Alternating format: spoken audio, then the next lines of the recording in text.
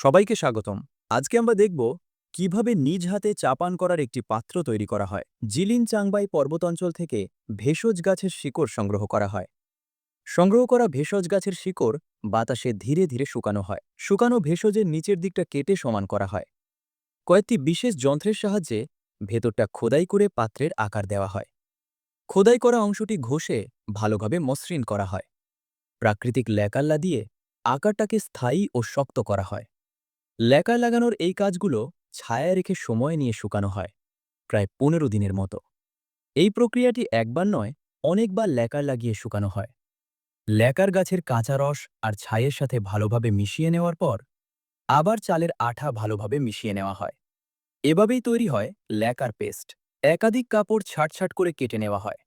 ছাই মেশানো প্রাকৃতিক ল্যাকার একটি কাঠের সাহায্যে আগে থেকে তৈরি করা পাত্রের ভেতরে ও বাইরে লাগানো হয়। কাপড় লাগিয়ে দেওয়া হয়। ল্যাকার ও কাপড় বসানো পাত্রগুলো ছায়া ও বাতাসে ধীরে ধীরে শুকানো হয়, যা প্রায় ১৫ দিনের মতো সময় নেয়। খসখসে ভাব দূর করতে পাত্রের ভেতরের অংশটা খুব ভালো করে হাতে সূক্ষ্মভাবে ঘষে মসৃণ করা হয় এবং পাথর দিয়ে পাত্রের নিচের অংশ সমান ও স্থিতিশীল করা হয়।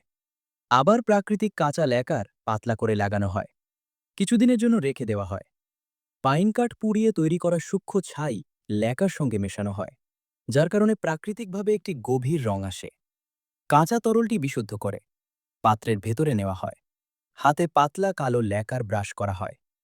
ল্যাকার লাগানো পাত্রগুলো ছায়ায় ধীরে ধীরে শুকানো হয়। এরপর কাঠকয়লা হাতে নিজ পালিশ করে ধীরে ধীরে মসৃণতায় জমে ওঠে ল্যাকার পাত্রের গভীরতা।